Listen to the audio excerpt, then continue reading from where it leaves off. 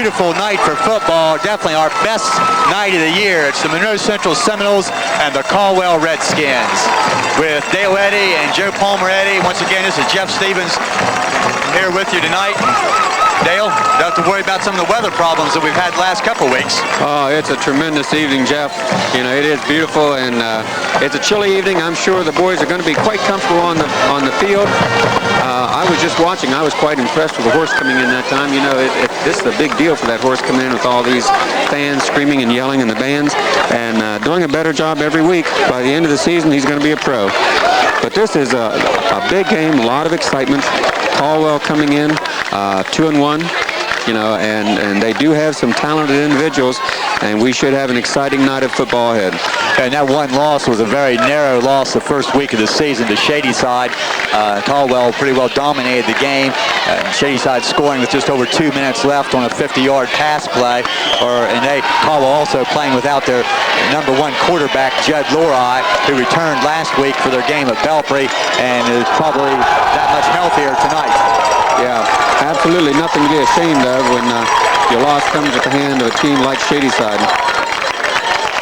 As we were talking there, had the reenactment of the coin toss, Monroe Central winning the toss and will receive. And, you know, Seminoles after 3 very tough, emotional weeks of play, you know, you hope that we don't have a letdown here tonight. You know, Caldwell is a very good team, and if you get behind, as we have a couple times in the past, you know, you start running out of ways to come battling back. That's for sure. Rob Trigg, Eric Kramer, Josh Jones will go deep. Kramer will take the place on the return of Will Weddle. Will's been pretty gimpy with that ankle this week, and we really don't know if he'll be able to play a lot. Not exactly what the status for Will going into the night. I saw him earlier this evening, you know, kind of limping, but, you know, once the game begins, those kind of things can change. Hopefully he'll be up and ready. Number 63, Isaac Anna, will kick off for Caldwell. And we're underway.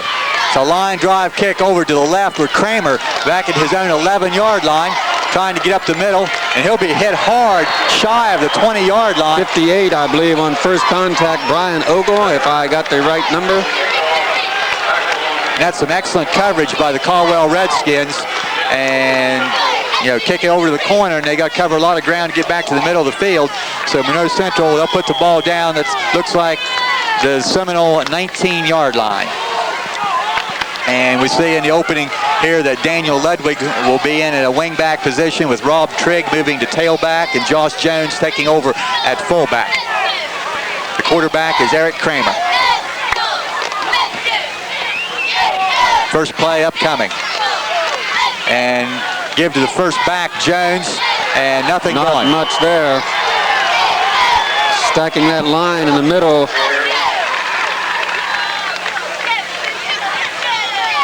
Again, offensively for the Seminoles, number 85, Justin Friday, and replacing number 88, Jesse Nippert. We see Chris Demmerling coming out with an equipment problem, being replaced by number 68, Tucker Roberts. The tight end is John Shoemaker, Tom Jones, Sam Hannis, the tackles, Jamie Boer at the other guard with Denny Knowlton as the center.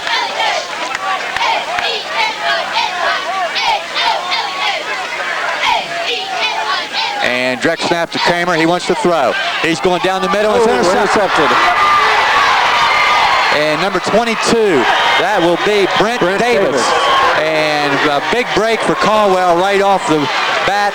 Looked like the intended receiver was Friday on a slant. The ball was overthrown right into the hands of the corner, Davis. And Caldwell Redskins are cooking here early in the game. And the 23-yard line, Caldwell in their first possession, an excellent field position. Judd Lori is the quarterback. And just his second game, and we've got a timeout by Monroe Central. Only 10 men on the field for the Seminoles. And again, you know, covering positions because of an injury, just somebody either forgot or didn't realize what was going on, and an early timeout spent by the Seminoles. Coach Corey Perkins out to his offensive huddle to talk to his team. The quarterback for Caldwell is Judd Lori, and he had an injury earlier in the year. And I don't know if this is his first game back or possibly his second game back. This will be his second game. Let's real quick mention the other people for Caldwell. Number 22, Davis, we already saw. Number 32, Tom Miller. Number 41, Mike Harper. Number 30, Dennis Now will be a receiver, along with number 43, Levi Cartel. Tight end is number 89, Justin Moore. The interior line, number 54, Dustin Foraker. Number 56, Adam Bender. Number 61, Josh Schaefer. Number 63, Isaac Anel. And number 76, Brandon Kroc. Very good, Coach. Got all those in just in time for the timeout to be over. After all that time, looks like Caldwell still having some equipment problems there. Looks like Lori still trying to get a chin strap fastened. And now he's ready to go, getting some help there from his center, Anel. Isaac Anel is a 5'10", 195-pound senior. First snap. He'll look to throw, and hit and dropped by Josh Jones. Josh Jones splitting through the line and catching Lori. He had a man open, or he was breaking open to the far side. No time there. And I notice now defensively, Will Weddle is on the field defensively at his normal linebacker position. So possibly the thinking is try to get as much out of him defensively and let the other kids come offensively. So Will is playing here along with Jones at the linebacker. We saw Josh make the big play on a blitz and sack Lori for a 6-yard loss. They'll give the ball to their tailback, Davis, and he'll break a couple tackles and get back near the original line of scrimmage. Ludwig Jones on the play. He'll be down near the 21-yard line. 2nd and 8, about an 8-yard pickup by Davis. Make it 3rd down and 8.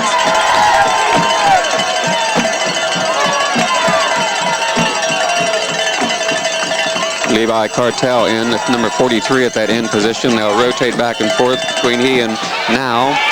Lori wants to throw. He'll be John Shoemaker. John Shoemaker. A big play right on 3rd down, dropping Lori back at his own 29-yard line. The 2nd sack and 3 plays. And it brings up a big 4th down here, Coach. Big pass rush. A sack by Jones, now a sack by Shoemaker. A pair of sophomores making big plays right off the bat. 4th down and 16. This position on the field, obviously Caldwell will go for it. They'll send 3 receivers wide left. Keep an eye on the tight end Moore on the right. Single back. That's Harper. Lori wants to run the draw. He'll be hit at the 20 and drop down well short of the first down. He picked up pretty good yardage there on that draw. Looks like Weddle and Kramer in on the play. Somebody had a hand on him in the backfield, but Lori, big kid, 6 foot, 190-pound junior, and he was able to keep his feet and get about 10 yards, but he needed a lot more than that, so Seminole defense holds, and Monroe takes over now just shy of their own 20-yard line. Again, 2nd week in a row, maybe 3rd week in a row, defense just doing a super job. So Kramer will give to Jones. He's going to be hit in the backfield. Number 78. 78. Nick 30. 30 is a sophomore, 6 foot, 233-pound, coming in on defense. I believe that was 78. It's hard to tell 8s and 6s from this distance. Until the lights get a chance to really take hold here, the red numbers just really don't show real well on the white jerseys there, but it may have been number 76. That could be Kroc. The defensive end on the left side of Caldwell's 4-man front. Kramer drops, he wants to throw, quick out here for Friday. Catch, and he's out of bounds near the first down, about the 28-yard line. And if memory serves me correctly, that'll be Justin Friday's first catch. I believe you're right. As a varsity player. Getting the ball and turning it up, picking up close to that first down. Looks like they're marking it short, a yard. 3rd and about a yard. Nippert in to replace Friday on his 3rd and 1 situation. Still 8 minutes and 25 seconds left in this first quarter. Slot right with Nippert wide to the right as the split end, the backs in the eye. Kramer to keep. He's got running room on the right side. He's across the 40, still in his feet, near midfield before he's pulled out of bounds, just across midfield into Caldwell territory. 44, I believe, on the stop, which would be Archer? Brian Archer.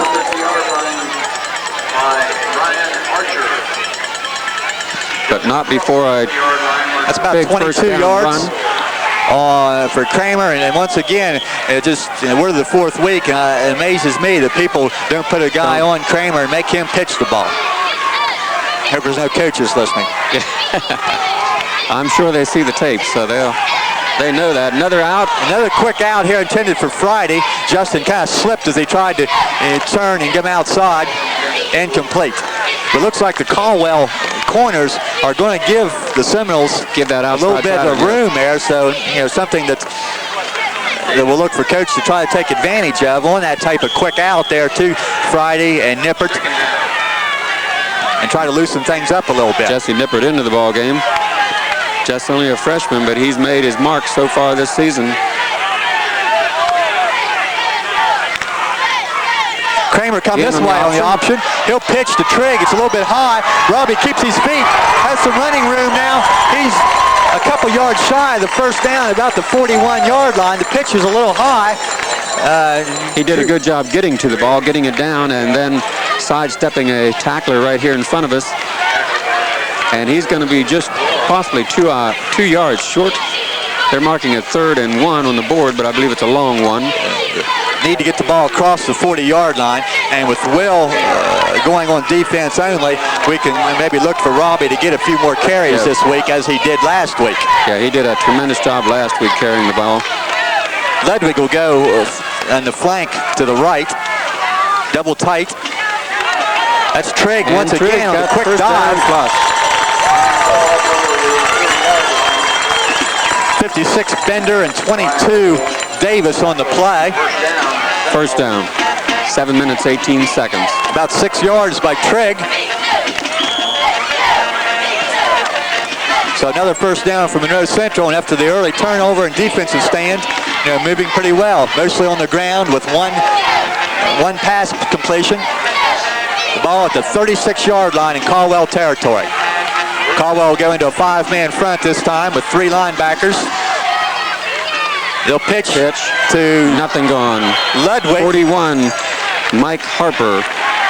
A little bit of a change of pace, going with the back that Caldwell may not think would get a lot of carries, and Daniel Ludwig, and the combination of number 41 Harper and maybe a little bit of wet turf caused Daniel to get down as he tried to cut back, and about a 3-yard loss.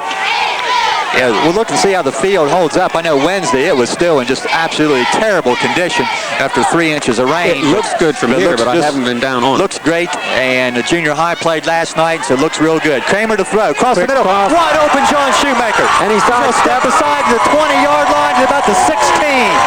Nobody there, John Shoemaker. 22, Brent Davis on the stop. Another great call. Second week in a row now we've seen that toss across the middle. John Shoemaker doing a good job picking up the ball and turning it upfield for good. And we have a flag. I did not see the flag on the play. I saw illegal use of hands against Caldwell. The play to Shoemaker goes for 22 yards. Get your 50-50 drawing tickets out. The penalty will be declined to let the big play stand. I didn't see the flag I down. didn't see anything there, but we are setting on the 17-yard line. Big first down. 6 minutes, 12 seconds. 1878. And moving the ball. I've got 300 bucks for you. First and 10. Kramer under center quite a bit in this drive tonight. Run the option to the right. Play. Turn it up. Tuck it up and get across the 15. He may be near the 13-yard line. About a 4-yard pickup. The play strung out pretty well by the left side of the Caldwell defensive front. 5 yards on the play. But Kramer, big boy, able to cut up, and a couple people looked like they had a hand on him, but when you're 6'2", 180, you're able to break through and break those tackles. Maybe near 5 yards on the pickup. Yeah, for they call Kramer. it 5, 2nd and 5.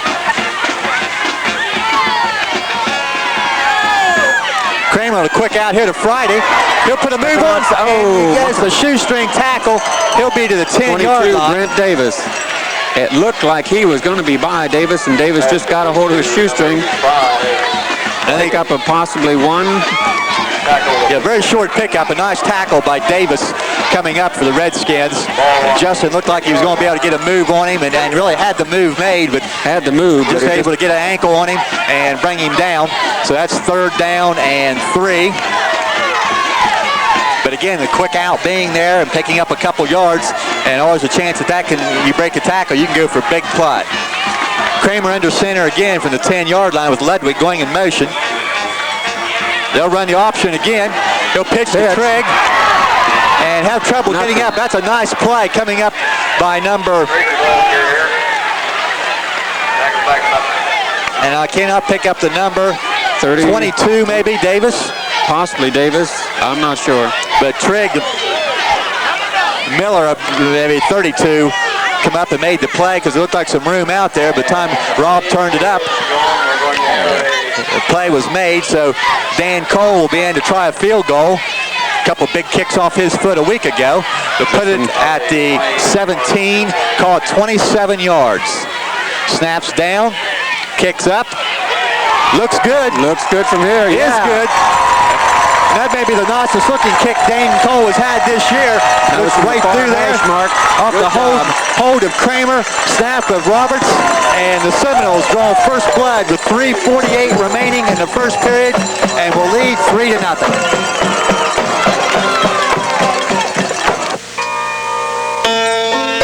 As time passes, your needs change. Woodsfield Savings and Loan has changed to meet those needs.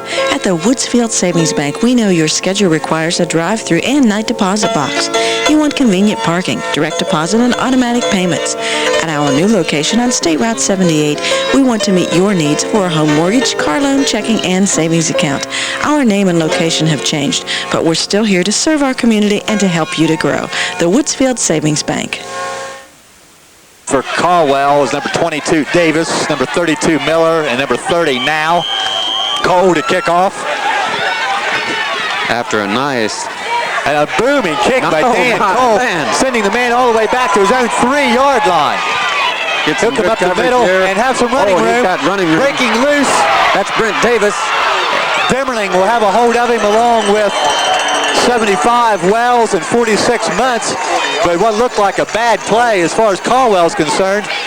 But Davis. Brent Davis, who he had got the ball about the 3-yard line and dropped it. Looked like he was in certain danger, and good blocking.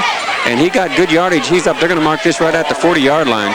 Tremendous return. If there's a negative to the kick, maybe it's a little bit more of a line drive than what you'd like. But it was a good deep kick, and just the coverage didn't get the job done.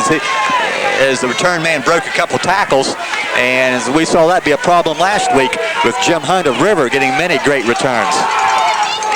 They'll give it to the motion man Miller.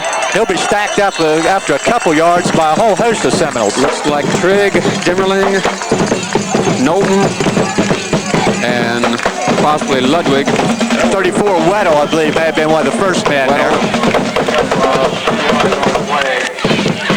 It's good to see Will in there.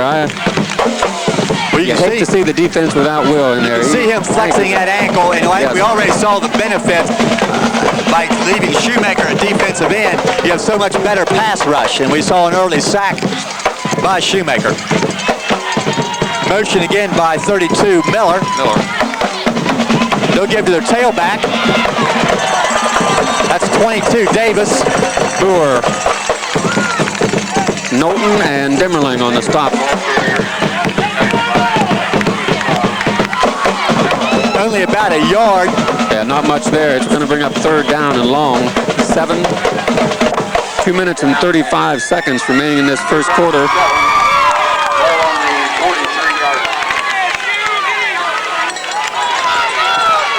We'll see what Caldwell does here. They've had 2 attempts at passing, and both have resulted in a sack on their first possession.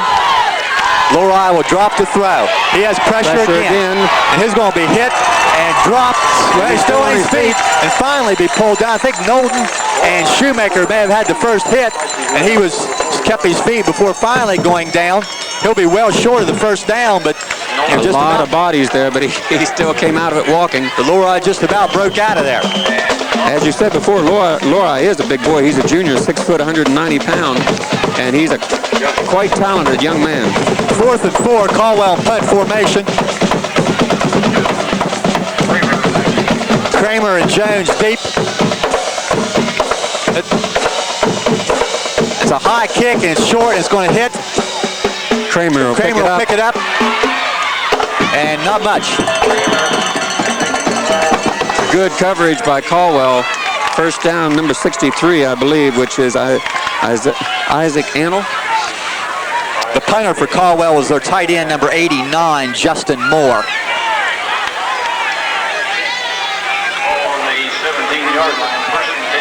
I kind of took my eyes off the play. It almost looked like he kind of hesitated after he caught the ball. Okay, it was a low snap. It bounced, and I looked away to check other people and didn't see exactly what happened there. But Seminoles have the ball again, but not very good field position. This was James. Nice job. He's through a huge hole out across the 35-yard line. When he gets up ahead of steam and he just squirts through, great job by Josh Jones. You have to remember that a year ago as a freshman on the JV team, Jones played fullback and then saw a little bit of spot action at the end of varsity games. So moving from tailback to fullback is not a strange move for him. He's really back home where he was last year. But a big pickup there of about 15, 16 yards. We'll try it again. He's still on his feet, driving forward. Ahead. Be blown dead with after a pickup of possibly 3. I'll put him about the 38-yard line, it appears.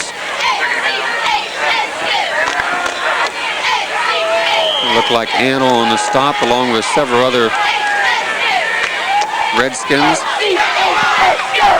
37 seconds remaining in this first quarter. 2nd down and 7. Nippert will come wide as a split end left. Ludwig in the slot. Kramer looks to throw, pump fakes, now he's going to go long, and the ball is going to be deflected and incomplete, and Nippert turned into a defensive back there to save an interception.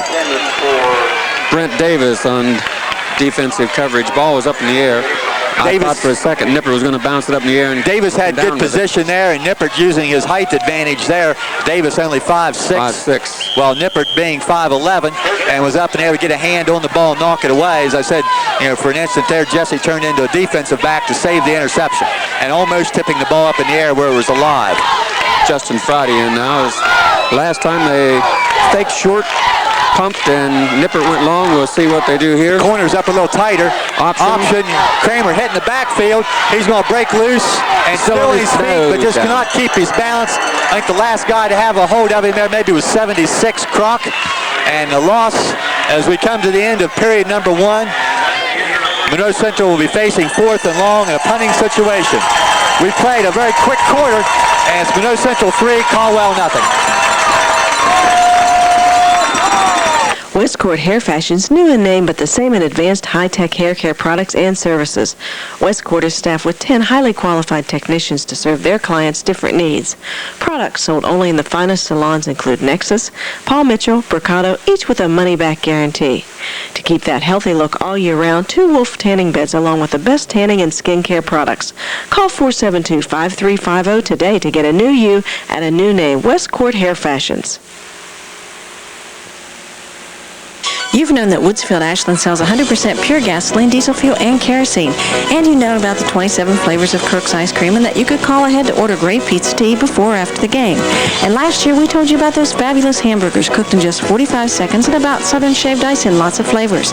But now they serve French fries, onion rings, cheese sticks, pizza by the slice, and lots more in a hot air oven. No deep frying. It tastes so good, don't tell the kids it's healthy. Hungry? Call Ashland. They're open till 11:30 Monday through Saturday till 10 on Sunday. 4th and 12 facing Monroe Central from their own 33-yard line. Kramer deep to punt. Good snap. The kick is away, and it's a dandy. Nice one, driving Davis back. And ball's fumbled, ball's loose. And we'll see who's on it. A lot of points. Lots of. The deep back, I believe, was 32 Miller. And the ball kind of short hopped him and hit off his leg. It just flew out of the middle There of was that a pile. signal there and no signal.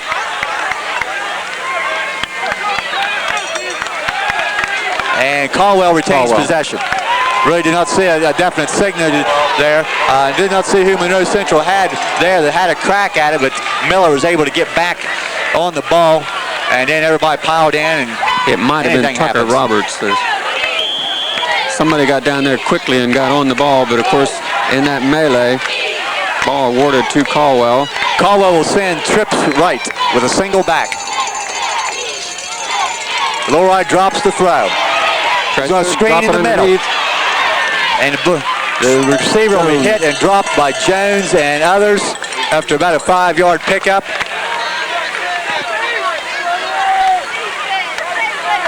Miller, I believe, the receiver.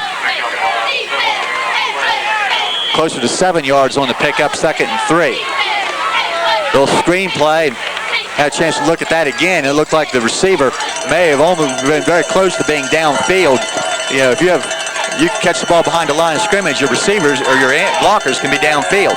And he was real close, but no call from the officiating crew. They'll run. Shoemaker will make the play, and maybe a first down. Ball carrier. Harper looks like number 41. 41 Harper is the ball carrier. Harper is a senior, 5'5", 163. Caldwell doesn't have a gigantic team up front, or the entire team's not real big, but they do a job, as we've seen so far, with a 3-0 Seminole lead. Almost every senior they have on the roster of about 11 seniors are involved at either one side of the ball or both sides. And they're veterans, and that goes a long way. It sure does. Trips again. Lowry will keep and has some running room. He's going to be caught from behind. Number 30, Kramer. Kramer, 33 on the play. Lowry just tucking that under right away there after the fake and followed his back into the line. He had running room, and he has about some 12 yards. Put Caldwell into Monroe Central territory now at the Seminole 44-yard line. Caldwell quite a different team with Lowry at the controls compared to the first couple weeks when he was injured.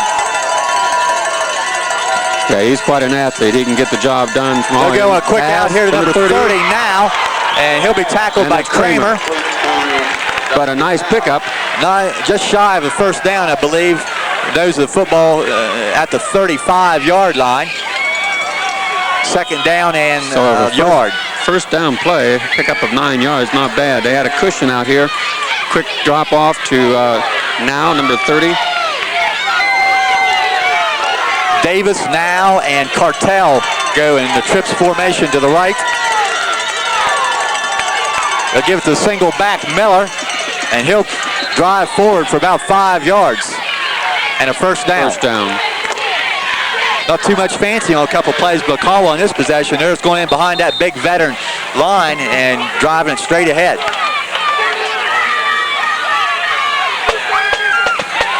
Looks like number 63, Isaac Annell, the center, up kind of slow, and he'll leave the field, be replaced. 72, 70,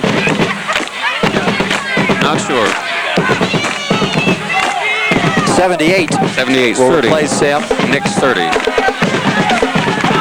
But it is first down for Caldwell as they mount their first scoring threat of the evening.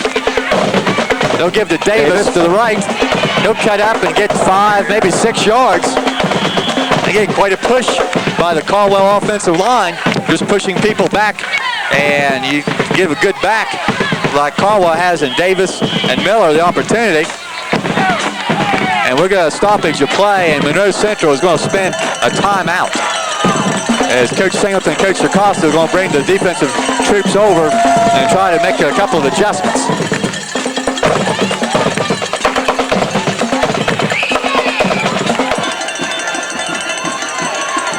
After that Monroe Central timeout, Caldwell now at 2nd and 4. The ball now at the 24-yard line. They'll give to Harper, I believe. He'll get a couple of yards. He'll be shy of his first down. Boer may have had a hand on that play. But it appears Caldwell trying to go behind their right side of their offensive line. They're getting quite a push over there. We get kind of mesmerized here, expecting their defense always to step up. We'll see what happens here with 8:28, 3rd and 1. Trips like formation. 3 receivers right. Lori to keep. Breaks a couple of tackles. Still on his feet. He's down inside the 10. Lori to about the 7-yard line before he's finally dropped down. Trigg, I believe, on the stop, but big play there. 3rd down and short, and he picked it up plus. Caldwell in business now, 1st and goal. And they will put the ball at about the 7-yard line. Need the defense to step up and make another big play, as they did on the opening possession when Caldwell was in good shape after an interception. But now, a little momentum on their side of the Redskins. Yeah, down here on the 7-yard line. Lori to throw, and it's blocked at the line of scrimmage. I think John Shoemaker. I believe you're right. Defensive end on the right side. Shoemaker up in the air and knocking that ball down. Looked like Now was the receiver out to the left. They were trying to hit him with a quick throw. And Shoemaker up and makes the play.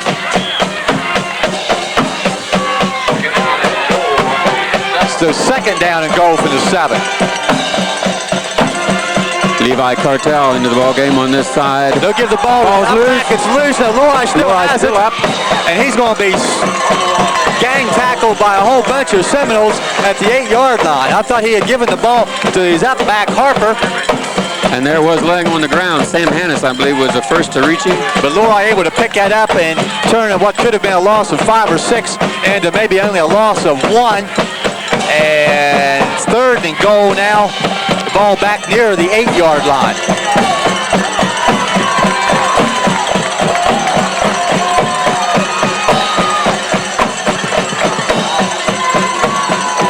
Two backs behind Lori. He'll fake. Wants to throw. Throws for the end zone. Incomplete. Good pressure. Boer and Jones. We've got a man over the fence down there. I believe that is Moore, the tight end. Getting a little assist there from Nippert, who held the fence up there to let him back in. So Jesse do that last week. There was a River player that got tangled up here in the fence there. And Jesse trying to help out wherever he can. He's in charge of the fences, and we got 4th down here, Coach. 4th down. The defense has held again. Caldwell's going to spend a timeout as they get their field goal unit on, and they have a very good field goal kicker, number 63, Isaac Annell. So it's 7:01 remaining. Monroe Central holding a 3-0 lead. Caldwell spends timeout. These days, it seems like everyone is looking for a bargain. You can spend a lot of time shopping for high quality and low prices, even for gasoline. Redhead in Woodsfield has 100% pure gasoline at low prices. While you're there, save on car care products, including oil, fluids, additives, and more. Soft drinks are discounted every day at the Redhead. Stock up on your favorite pop and snacks. Even Fido gets a break with Champion dog food at big savings. So stop at the Redhead today and save.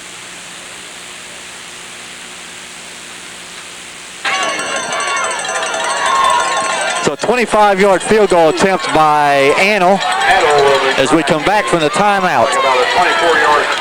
7:01 remaining in this first half. And the ball back ready for play.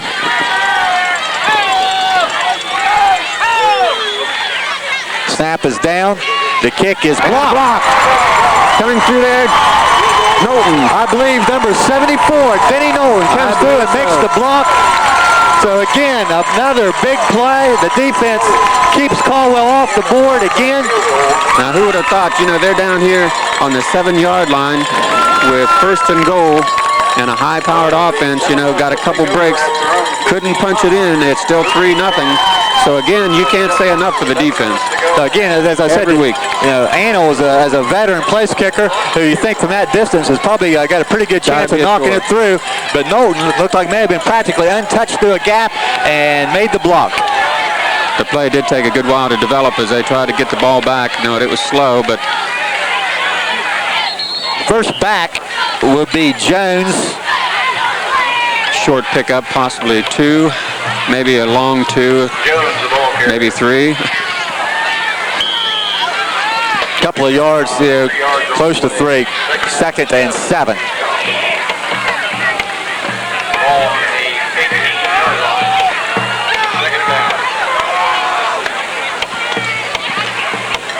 Now we're near the midway point here in the second period, and compared to what we've experienced in some previous weeks with both teams doing a lot of groundwork, the clock moving much more rapidly than previous weeks. Kramer still has the ball in the backfield, still has it. He's going to unload it, and he has a man, Ludwig. And he's down. Lorei has the ball going the other way, but the whistle is blown. The officials have called that play down. They'll stop the clock to move the chains, but that's a fine job by Kramer for somebody that has never played quarterback until this year to be on the run and find up a secondary receiver and Ludwig and hook up for the first down at the 33-yard line. A personal foul penalty against Caldwell. On top of what Caldwell had to think was their ball coming out of that pile, personal foul. And did anybody see where the flag was? I don't think they brought their flags with them tonight. I haven't seen one. That's 2 penalties that have been stepped off. I've never seen a flag on the ground. Maybe their flags are green. And they're kind of blending in with the grass. I see the pick up the official on this side and hands the flag back to the head referee, Rusty Vermillion. And again, I have no idea where that was. Ball on the 48-yard line, more importantly. Yeah, we'll take the 15 yards. We'll take it. Big pass play there. Trigg trying to get outside, and he'll have a shirt tail tackle by number 76. That's going to be another 15-yarder. Number 76. Brandon Croft, number 76, and that's just totally uncalled for. Yeah, there's no sense in that. He had made a nice stop on him right there in front of all the refs. And 2 15-yard step-offs in a row now with about an 8-yard pickup thrown in there. And and I see Coach Corey Perkins is going to call a timeout. And I've been around Coach Perkins in the past. He's an assistant in the basketball program over at Caldwell, and he is one very unhappy man right now as he walks very slowly out to the huddle. And his anger is not directed at the officials. It is directed at his players for a couple of very foolish plays. Well, you pick up 30 yards. And you can see, if we got it on the film right there, I think we're getting a shot of the crowd there. But there's only one person talking and 11 guys listening out in that huddle right now. Yeah. As Coach Perkins got near the huddle, he told them to get down on one knee, and he's being very pointed, explaining things to them. Well, you got to look at the drive now. We had a nice pass play. You can't say enough for Eric Kramer sticking in the pocket there and dumping the ball off to Ludwig, as I think his intended receiver probably was Shoemaker, and he was covered. That was a nice play. Then we pick up the 15-yard penalty. Trigg had a nice gainer. He was caught by the shirt tail, pulled down, and then another 15 yards. So they give us 30, and we pick up possibly short yardage, possibly 20. And we're down with inside the 30-yard line, Coach. I think I've seen that trick before during a timeout. I'm not sure if the young man with the water was allowed to enter the huddle or not. His coach wanted the defensive people's attention on what he was saying, not on drinking water at that point in time. So, as you say, first down now at the 29-yard line, aided by the 2 penalties. And Jones on a little counter, and maybe the defense took to heart what they were just told during the timeout. Number 78, Nick Surdy. Number 58, I believe is Brian Ogle. A loss of a couple. Little counter play that over the past few years has been a very good play for Coach Acosta, and that time not much going.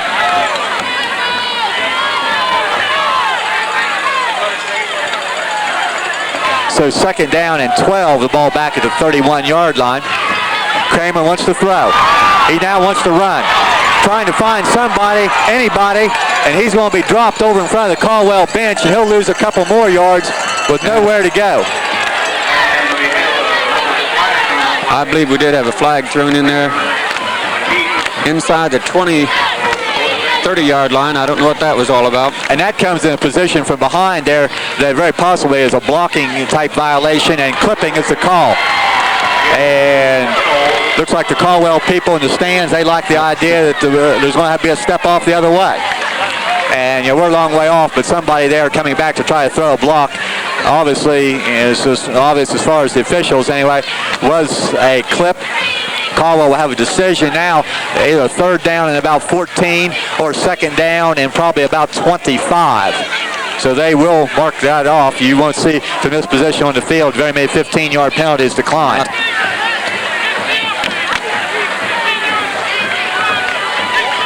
The official comes over and told coach what the penalty was, and you just see coach just kind of shake his head in disgust, because there's been a couple times in the previous weeks here the penalties have been very, very crucial times and have really hurt the opportunity to score, and this may be another This was example definitely one of those examples.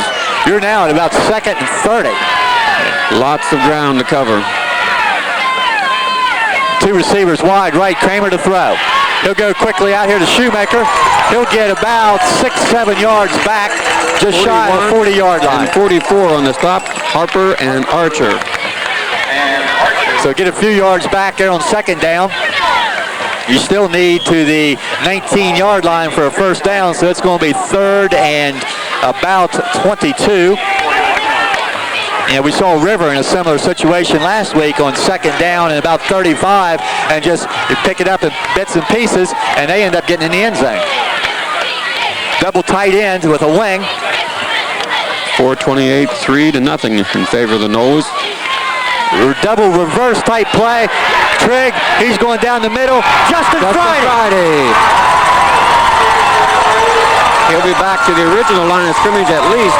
A little reverse action there. Looked like the reverse to Trigg. He pitched it back to Kramer, who threw a fastball down the middle to Kramer, who was to Friday, who was well covered. And we're going to get a timeout.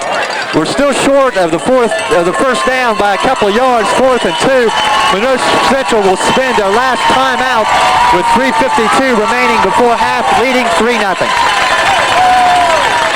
Monroe Central using their last timeout for this 4th and 2, and even though there's 3:52 left, you want to make sure you get something that can get your first down and hold on possession of the ball. 3 receivers to the left. Kramer, you're going to throw it. Quick out for Trigg. Complete. First down, 10-5. Just shy of the goal line, about the 3-yard line. So close. Overload the left side, send people out, and Kramer picks up Rob Trigg. Big first down. Ball at the 3-yard line. Great job there by the Noles offense. They had a man wide open in the middle also on that play. Number 84, John Cecil in as an extra blocking tight end, and a goal line offensive situation. Both ends are tight. 3 minutes and 40 seconds remaining in this half. Be good to punch it in here before halftime. The snap's a little low. Kramer on his feet, and he's in the end zone. I'm not sure that's exactly the way the play was designed. The snap was low. We've not seen that low snap back to Kramer all year, and he just kind of picked a hole and tiptoed in the end zone from 3 yards out, and the Seminoles on the board at 9-0 with the extra point upcoming.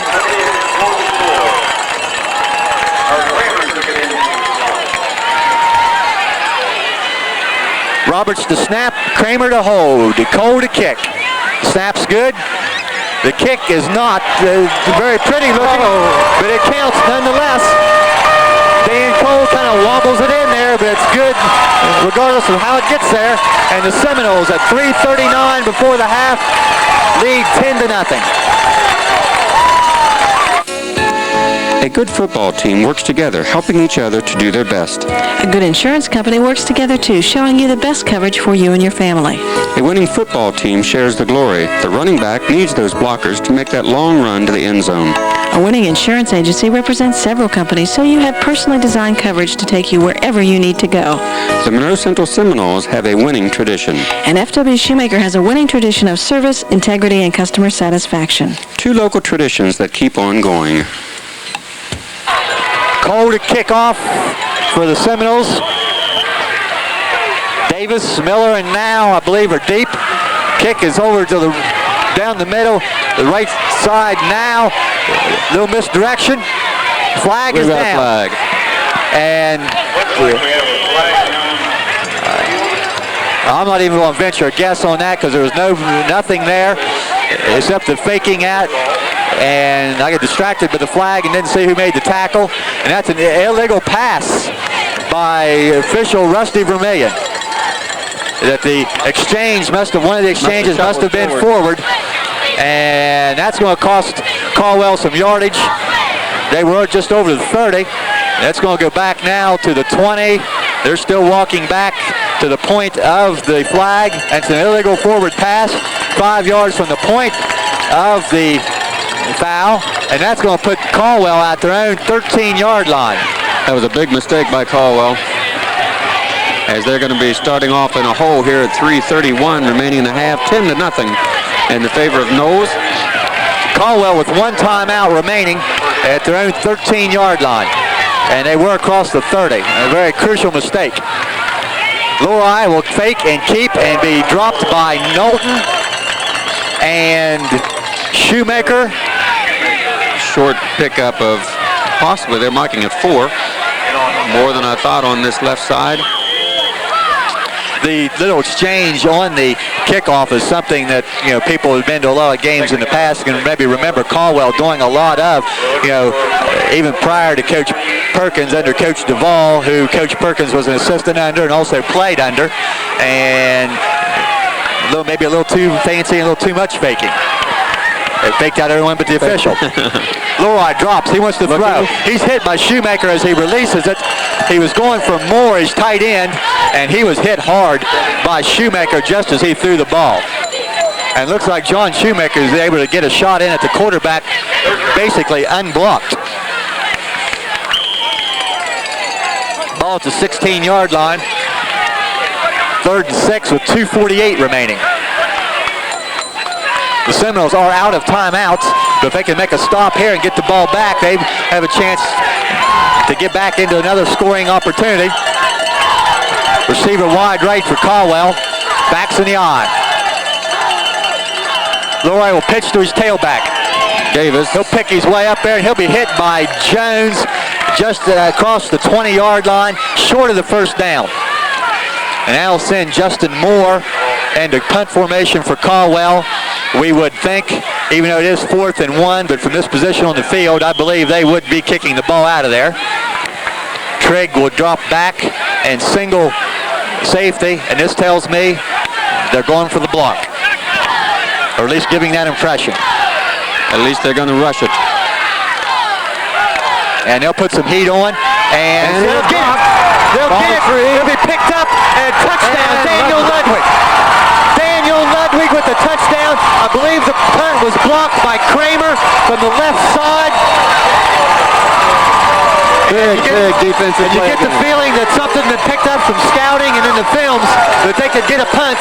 And I know they felt like that at Shady side, but the conditions didn't really dictate going after one. But I believe Kramer got a hand on it, and Daniel Ludwig picked it up inside his own 5 and walked into the end zone for another Seminole touchdown. And we have Cole for a point after. And that coming at 2:05.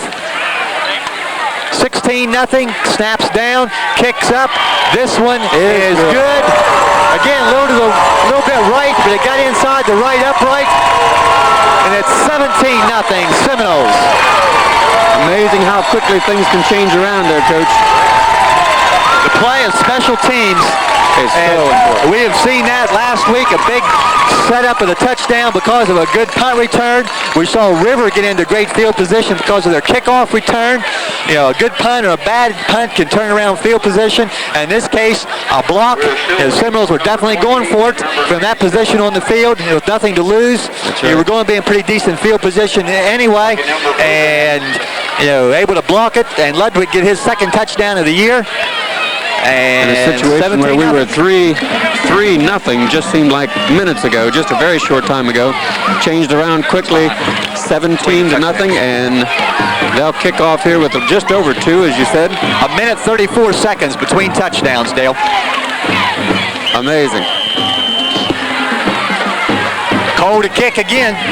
It's going to be a low line drive. It's going to bounce around to be picked up by, I think it's Now. Now, number 30. He's got some running room. He's going to be still on his feet. He's going to be across the 45-yard line. And again, special teams may give Caldwell an opportunity with 156. Pretty good field position at the 46-yard line. Caldwell still has that timeout remaining. A couple people, again, having a crack and not able to wrap up. Trigg and Jones, I believe, on the final stop. And I see Coach having a word with a couple of people down here. Too much on the return. And some young men again opportunity to play on this return team. You need to make the plays. Lori will give to his little change there. Yes. Lori at tailback as Cartel, number 43, was at quarterback. And Lori running hard and will pick up about 16 yards. Cartel was, I believe he had stepped in as quarterback when Lori was out. And they just switched it up. And it looks Lori like Coach picked up big yardage here. Coach Perkins, I think, has made this adjustment as Cartel, it looks like, will remain at the quarterback. Number 43, Levi Cartel, sophomore, 5'8", 142, was the starter of the first 2 games of the season. Lori to tailback. And he'll get it again. And he'll be hit by Knowlton. Make that Jones. And Weddle after a short pickup of a couple or 3 yards. Usually you look for major adjustments like that to be made at halftime, but Caldwell has went with the change. As Lori, who has run hard on some keepers early, they're going to give him about a 7-yard head start, put him in the tailback position, let him pick his hole. 6 foot, 190 They'll pounds. give it to him for the third time, and he has some running room off that right side. And he won't go down, still on his feet. Shoemaker's going to save a touchdown at the 10-yard line. 53 seconds left as they stop the clock for the first down. So in 3 carries, Lori has about 45, 46 yards, and Caldwell with a chance to get on the board. As we mentioned, Lori, big boy, 6 foot, 190 pounds, runs hard, and he has broken several tackles, and he broke a couple right there. And Shoemaker coming from his defensive end position and stopping the touchdown, at least delaying the touchdown. Lori for the 4th time. He'll be hit in the backfield. Weddle, I believe. No, make that Knowlton, 74, not 34. First hit in the backfield. Lori up a little slow. Maybe a little surprised he was hit that quickly, but Denny Knowlton from his nose guard position through there makes the play. Caldwell will spend the timeout at 36 seconds. 2nd down and 11. And I believe the Redskins can get a first down just inside the 1. Yes. But with 36 seconds, lots of time left on the field clock until halftime.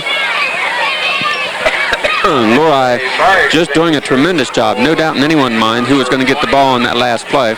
And I wouldn't be surprised to see the exact same formation in play this time. Giving your big man the ball again, let him go. The problem you get into from a Caldwell standpoint, though, with no timeouts left, a tackle on the field of play, you're going to lose a lot of time. Yes. But they'll come out with this, again, with Cartel still under center as the quarterback. They do have a wide out to this side now. They'll run the strength of their backfield to the right with Lori at the halfback position right. Pitch this side. Cartel wants to throw. Man out of the backfield. Makes the catch. He's out of bounds. That's number 32, Miller, on the reception. Nice little pass there. Nice play by Caldwell. Picking up a couple. He's at the 5-yard line. He'll get about 6 yards. 6 yards. Third down and just under 5. The ball on the 5. But importantly for Caldwell, after the catch was made, he was able to fall out of bounds, stopping that clock at 30 seconds. Third down. We don't want to lose track of the downs. 2 cracks for Caldwell to get in the end zone. Lori again at the tailback position. He'll get it wide left and be pulled down at just inside the 4. Hannes and Shoemaker. Shoemaker, I believe, having the tackle. Clock running inside 20. 4th down. Caldwell out of timeouts. They send a guy on. That's Miller. He'll line up at the wing. We're 12, 10, 4th down. Lori is hit by Jones, and the ball's loose in the end zone. It's a Caldwell touchdown. Ball squirted loose. Ain't that something? Fumbled. Looks like number 89, Justin Moore, may have fallen on that ball in the end zone, and the play was stopped. The officials are in a discussion. Lori fumbling the ball forward into the end zone. Moore on it. We'll wait for a signal, and we get a flag. We get a flag on the play, and this score is not going on the board, as the officials have talked about it, and what they may be talking about is did he throw it forward intentionally, which is illegal. Clock stopping with 2 seconds left, and it is no touchdown. Blown it down, blown it dead. With the flag down, I think that the call may have had to do with Lori fumbling the ball forward intentionally. And the Seminoles hold here with Coach Perkins not happy. Again, this time it's not directed at his players. He was talking to the officials over on that sideline. And I get a feeling Corey's not going to like the explanation he's getting. Neither do some people over on the Caldwell side. I'll be frank, I'm not sure that I can see it. Now, maybe when I look at it later, it'll make perfect sense. But I also have been around young Judd Lori a lot to know. He's a very heady young man, and he may have rolled it forward on purpose. So with 2 seconds left, Kramer will just run a sneak, and he'll get about 8 yards out of there. And it's halftime, and the scoreboard reads Monroe Central 17, Caldwell nothing. Traveling hundreds of miles for physical, occupational, or speech therapy can be emotionally and physically draining and very costly. That's why Woodsfield Nursing and Rehabilitation Center now offers outpatient and inpatient therapy for all ages. Sports injuries may occur in any sport, and our licensed therapists are here 5 days a week. Occupational therapy is available to the elderly and to victims of work and auto accidents or trauma. Therapists work with a variety of ages and circumstances. If you or someone you love need help, call today. As always, Woodsfield True Value has lots of things on sale for fall cleanup. Stop in today to check out the bargains. While you're there, see their new display of kitchen and bath cabinetry, vanities, sinks, and countertops. Save up to 65% off the suggested list price of selected styles of cabinets. Choose from white laminate, oak, hickory, cherry, or maple wood, and choose from a variety of styles and materials in vanities and countertops. At Woodsfield True Value, help with your new kitchen or bath is just around the corner.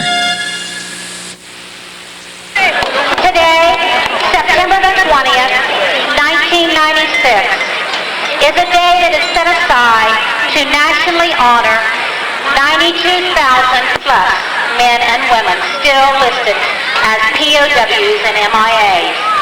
It is with this in mind that the Monroe Central Band, along with the Woodsfield VFW Post 5303 and its auxiliary, would like to show that we care with a moment of silence.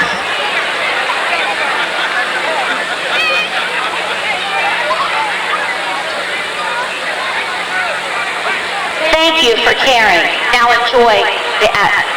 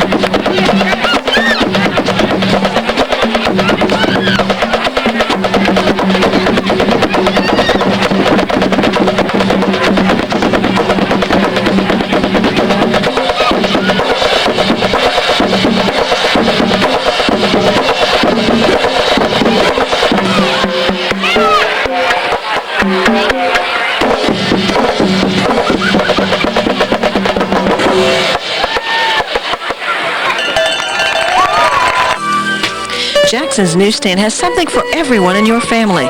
They carry a huge selection of balloons, gifts, and cards for all occasions, even personalized cards from Woodsfield. And it's time for school supplies and jigsaw puzzles, paperbacks, magazines, and of course videos. Enjoy one-stop shopping at Jackson's and save money too. Money orders are only 66 cents and delicious cappuccino just 69 cents. Pick up some groceries, sundries, lottery tickets, and jewelry. Services include UPS, Western Union, and copies. Jackson's Newsstand, much more than a convenience store.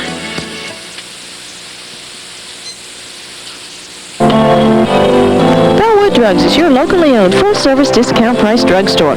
Call 472-0417 for 24-hour emergency service. We'll be here for you. Delivery and mail-out services are available. We stock wheelchairs, hospital beds, canes, crutches, and other accessories. Retirees ask Joe or Tom about our hassle-free Aetna prescription service. As a leader chain store, we bring you bargain prices on an assortment of products every month. Don't forget to bring us your photo finishing with 24-hour service. Bellwood Drugs, people you know and people you can trust with your health. We're back for period number 3, 17-0 Monroe Central. Caldwell will receive the opening kickoff of the second half. Just to give you an idea there in the first half, Eric Kramer has been a big runner in a couple games early in the year, but off to a nice start. 7 completions and 10 attempts for about 97 yards. 3 of those completions to Justin Friday. I think possibly as the year goes on, that's something we might see a little more of. We do have some guys who can catch the ball. And of course, Kramer, as they look at him to run more, it's easier for him to step back and hit somebody. So he's a quarterback that could be very exciting to watch. Those a very nice ball. Cole will kick. Miller now and Davis deep. Davis had the big return earlier in the game. It's a line drive kick short, about the 16-yard line. And a submarine tackle by Kramer. That is Davis, and Eric Kramer took his legs out from under him and dropped him just shy of the 30-yard line. 29-yard line, first and 10 for the... Depending on what happens here the rest of the game, I'm not real sure that, again, covering because of some other problems on the special teams, Eric Kramer and a couple of these other young men probably never off the field during the course of play for a specialty or anything. So Lurie will be back at quarterback as Caldwell, not enough people in the field as they now get their 11th man out, and he'll be in the trips formation right. They'll give the ball to the single running back. Kramer head on, wraps him up and then gets some help, holding on for dear life. Jones and Demmerling, Nippert, Brewer all jumping in there, making the play on that is Miller, I believe. Tom Miller, 5'11", 175-pound senior. Just over 10 yards. Lurie had 77 yards rushing in the first half. Most of that in the last down series. As a quarterback and as a tailback, 14 carries and several losses as he was sacked early a couple times. He'll give the ball to an up back and Weddle and others there. Jones also. That will be number 41. Harper. Cartel still, I believe, is a quarterback, is he not? Lurie was for the first play, but Cartel was for that play. As they continue to jump around. And Cartel going out. I don't believe he's going to... Now Cartel is going to move to a wide receiver, and it looks like Lurie will be at the quarterback. So maybe depending on what the play call is, the Caldwell is coming out, and it appears that they want to keep the ball on the ground. If they go to an air game, I'm sure that Lurie will be the man and not Cartel. Again, he'll And give the off. ball. That may be Miller. John Shoemaker on the play. at the line of scrimmage. And that is Miller. Again, a loss by the defense. Shoemaker splitting through, knocking him for a loss. Weddle coming back into the ballgame. And Cartel on the opposite side replaced number 41, Mike Harper. You can see Will there, quite a bit of a limp still. He just come over to the side there to Coach Singleton to get the defense verbally instead of by signal. Lori now again at the quarterback, 3 receivers wide to the left. The ball at the 41-yard line. Lori to keep. He drives forward across the 45. Chris Demmerling on top of him. Knowlton, and he was met head on there by somebody that I didn't catch a number. That'll be 4th down and 3. The last time we saw Justin Moore back in punt formation, we saw the punt be blocked by Eric Kramer, and Daniel Ludwig scoop it up and go in for the touchdown. This position on the field, that's probably not going to occur. Moore is a senior, 5'11", 212. Very high kick. High kick. Kramer about the 24-yard line. He'll just come right up forward and get very little and be brought down by Early whistle as 56, I believe, Bender. Over a very quick whistle. The return was set up to go to the left, but the kick way over here to the side. Kramer just going upfield trying to pick up a couple of yards without any blockers. And he was able to get about 5 yards to the 29. Seminoles with a 17-0 lead. Their first possession of period number 3.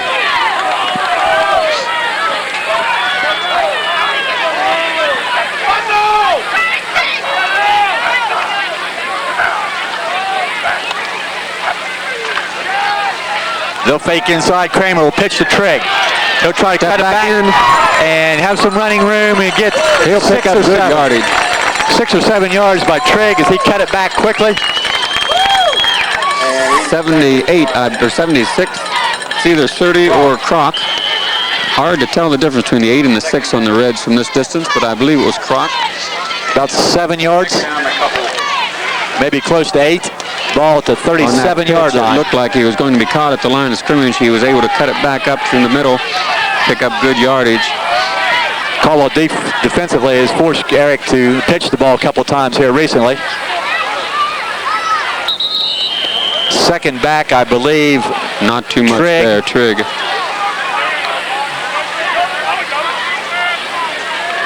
And he may have gotten a yard at most. The ball just short of the 38-yard line. 3rd down and about 2. Justin Friday coming in with the play. 8:07 remaining in the 3rd quarter.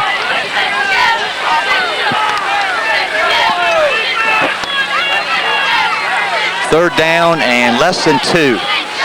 Double tight end formation. They'll give the ball to Jones and he'll be Nothing hit. going. That may have been Bender, number 56, and he had some help, and Jones will lose a couple yards. A man unblocked and wrapped up and made the play. So the first possession by Monroe Central in 3rd period will result in no first downs and a punt. Lori will go deep. Kramer to punt. Also Miller, I believe, deep. Kramer's kick is a long drive and over everybody's head at the 20. It's going to roll to the 15, the 10, where Lori will pick it up and be hit at the 15-yard line by about 6 or 7 people. As he let that ball go clear to the 10-yard line and stop before he picked it up and got the return back. Looks like he's maybe the 16-yard line. Ball rolled to the 10. That's going to be somewhere in the neighborhood of a 55-yard punt. And that's not bad regardless of the leg you're playing in. The return of about 7 yards, so you're still at a 48-yard net. And for high school ball, if you can have a net of 30, that's pretty good. So exchange had of a couple. There's a nice handoff up that right side. I started to say that exchange of punts, the advantage to Monroe Central. Knowlton, I believe, made the play on the ball carrier. And I believe the dirtiest shirt out there in the backfield belongs to Miller. Tom Miller has gotten several carries thus far this evening. Last week we saw Kramer with a couple nice punts, one rolling into the end zone, bringing it back to the 20-yard line, but he really gets his leg into it. 6:35, 17-0 in favor of the Noles. Davis comes in motion. The option, Lori to keep, and he'll be pulled down at the 25-yard line. Looked like Jones wrapped around his legs with others in support.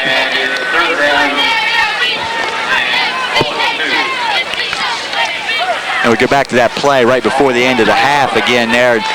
Talked to some different people at halftime, and difference of opinion on whether the call was for Lori intentionally fumbling forward or whether you're not allowed to fumble forward intentionally or unintentionally, and they bring the ball back to the line of scrimmage. But I still think it was fumbled forward intentionally. Yeah. Be a question possibly Coach DeCosta will have an answer for. Quick handoff up the middle. Going to be close. And since it was 4th down, then Monroe Central had to decline the penalty in order to take over the football, and that's the reason no yardage was stepped off. That's just a guess. Rusty Vermillion will take a look at it, and he's going to stop the clock. Looks from here like it'll be mighty close. Quite a lengthy look there while he made up his mind what to do. A lot of time running off that clock. Now we're already down to 5:38 remaining in period number 3. Very quick game this evening. And not a lot of passing, not a lot of people out of bounds, and not a lot of incompletions on the passing. And it is 4th and short. Short. See there. Less than a foot. So now Caldwell trailing 17-0. And it looks like they're going to send a play in. Looks like they'll probably go for it here. Already down by 17. Cartel will come in with the play. Lori will go up under center. And possibly a keeper of some kind. Either a straight sneak or the option. It's a straight sneak by Lori. And pretty good bet he was going to be able to pick up his first down, and he will get a couple, maybe close to 3 yards out to the 30-yard line and have his first down. But while Caldwell is doing all this, everything on the ground, that clock continuing to run, and they're still 3 scores behind. Mr. Lori, pretty big man to bring down out there. He picks up the first down, 1st and 10, 5 minutes. It's inside at 5:15. Looked Maybe like the ball was dropped. Exchange there. Lori able to get it back and fall forward. He may have gotten a yard. I was about to say that the backs were in the I formation for Caldwell, something I don't know if we have seen very many times thus far. They'll get a couple of new people in there, Cartel and Now with the play. 2nd down, 9. Haven't seen a pass in a while. Now catching a couple there early in the game. He's lined up on the far side. Lori wants to throw, and he'll find a receiver. Complete for a first down near midfield. Pass was completed about the 42, 43-yard line. Davis, I believe, is the out receiver. of the backfield. Now out as a decoy, and Davis coming out of the backfield, picking it up in the flats. First down. 4 minutes, 30 seconds. 1st and 10. 17-0 in favor of the Noles. That's only about the 7th pass that Caldwell has attempted thus far this evening. You know, and you kind of expect them to start airing it out a little bit more as they try to get downfield, but we'll see. First down, Lori to throw again. He's going deep, and overthrow. Trigg was the defender, and I'm not sure that he knew where the ball was at. Now number 30, I believe the intended receiver, as neither the defensive or the offensive man looking back. Timing pattern and a little off time. 2nd down. And as you said, they might air it out a little bit. They did.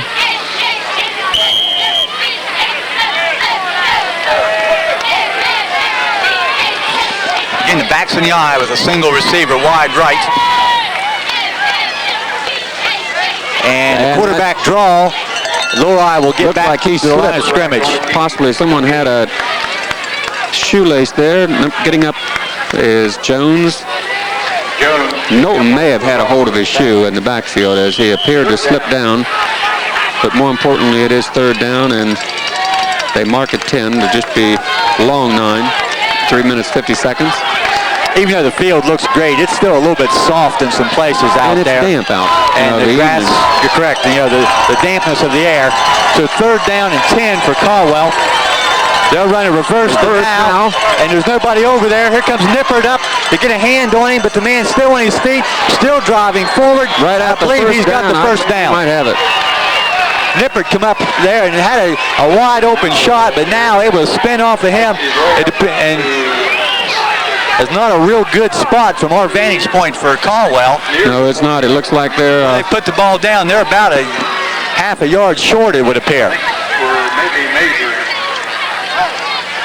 And it looked like his second effort was able to get him forward to the 40-yard line. They'll bring the chain in the short distance there, and it's just short. And I don't think there's any question what Caldwell will do now.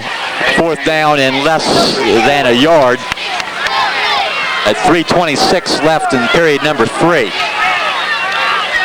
It's still 17-0 Monroe Central. Last time in this situation we saw quarterback Lodi just falling forward for the first down. Pretty much the same situation here. Fourth and very short. Ball right at the 40-yard line. Watch.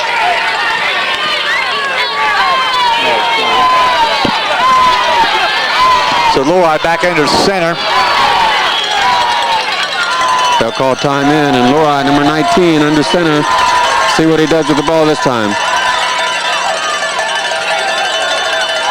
Long count, and he gives the ball a straight dive to Miller, I believe, and he'll get the first down. That time everybody looking to Lodi, and he just simply handed off, and possibly a couple yards. First and 10, more importantly, 3:11. Clock still running now as they reset the chains.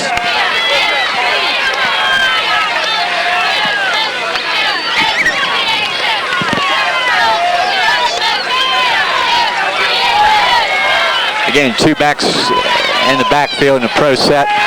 Lodi going deep. Now is away from Kramer. Now has made his move, and he would have been open if the ball had been there. The throw, a little overthrown. Throw's a little bit long there, but now did have Kramer beat on the play. Second and 10.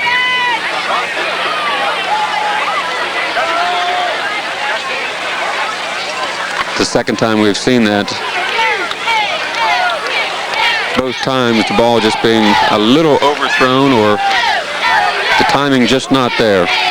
Something that maybe later in the game might came up to be a possibility for him at 2:48 on the incompletion.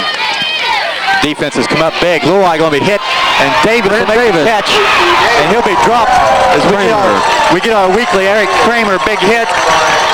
But it is a first down inside the 25-yard line. And Lodi took a big hit from Shoemaker as he delivered that pass. Shoemaker again coming in somewhat untouched as he really lowered the quarterback Lodi. We're going to get a defensive holding penalty against Monroe Central.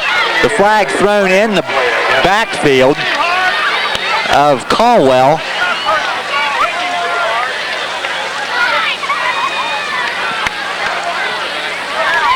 It's not a place on the field that you normally see a defensive holding call.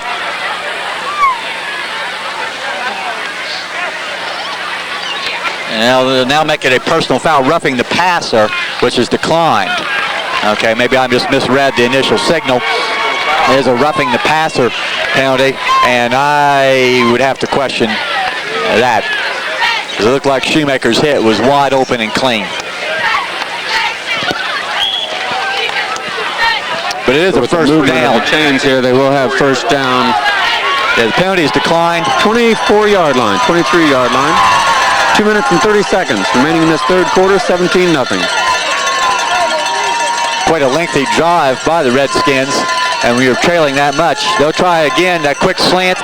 This time now in front of the defender, Kramer.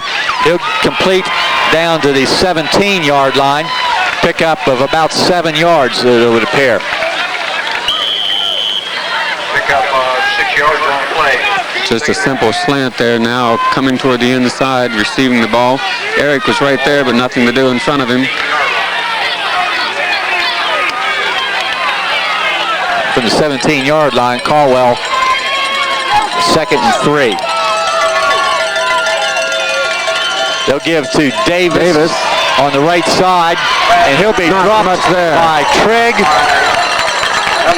Weddle. Trigg and looks like Boer. I believe number 66 helping out. Trigg coming up very quickly, recognizing the running play. If you watch the faking action of the play there, after Lori made the fake to made the handoff to his back, Davis, he kept her coming around the side there, probably setting up a fake and a keeper at a later time. 3rd and 1, this may be the time. 107, no, handoff, Davis. Straight ahead, big running room. He's right at the goal line. Ground just shy of the goal line, but it is a first down. Took it in. About the 1 yard line, looks like.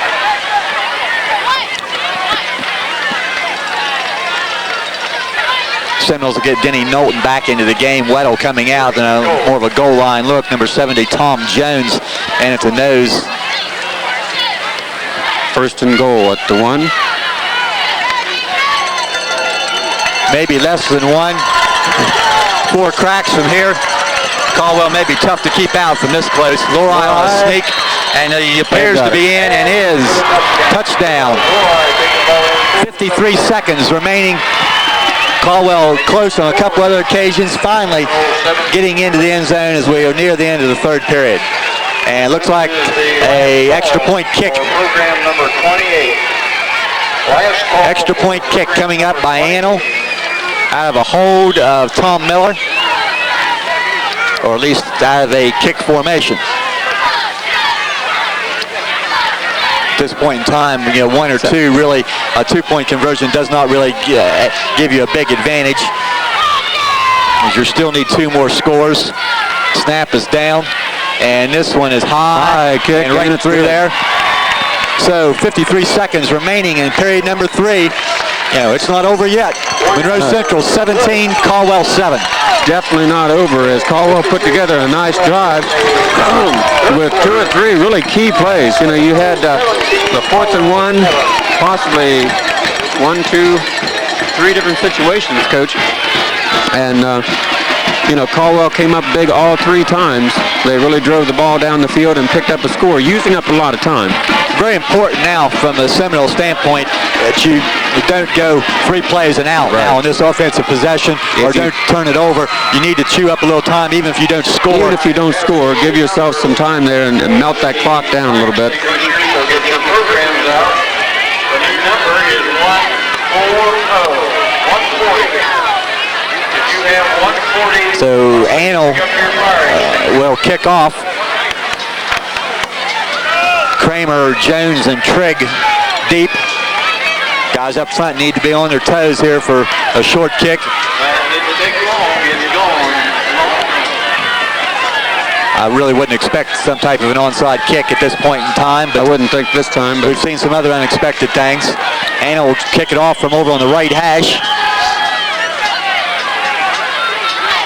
And we're ready, and it's a line drive kick, and it'll go out of bounds down near the 5-yard line. And you've got some options here if you're Monroe Central, but the one you usually take is you put the ball in play at the 35-yard line. One of the options is you can take it where it goes out of bounds. That's not a real practical option. You can force a re-kick, or you can take the ball 25 yards from the point of the kick, which in this case is the 35-yard line. I would think that's what Monroe Central will do. That's what everybody is expecting them to do. And defensively, Caldwell was lined up. It was like they knew what was coming. And so was Monroe Central. It's like everybody knew exactly what was going to happen there. But And we still have 53 seconds remaining in this third quarter. 17-7 in favor of the Noles.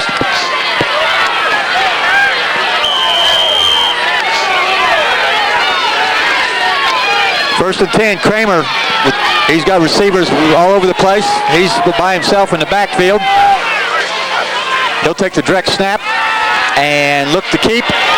He'll get some running room. 40. Picks up a block. Big running room. 40. Hurdles a man. 35. Still on his feet and out of bounds. Beautiful job. How about that? Shows the About 35 yards down to the 30-yard line. got the defense spread out, and just a direct snap. Kramer bringing it straight up the middle. Nice moving outside, hurdled. I believe that was number 19, Laura, that he hurdled I over there. believe it was designed as a pass play. It did not look like a draw play, which I know they have out of that formation. But Kramer got outside and a lot of running room. Picked up a block from one of his receivers over there, and big yardage to the 30-yard line. 41 seconds remaining in this quarter, Coach. Trigg, the tailback. He'll force forward for about 3 yards to the 27.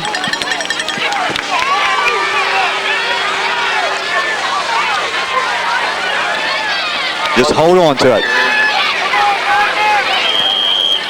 You don't have to run a play. With 21 seconds left as the ball was put into play, Coach Fox right on top of that on the sideline, telling Coach DeCosta that, and Coach signals out there just to stay in the huddle. So the clock's going to continue to run down here, and we have reached the end of 3 periods. Monroe Central 17, Caldwell 7. We'll be right back.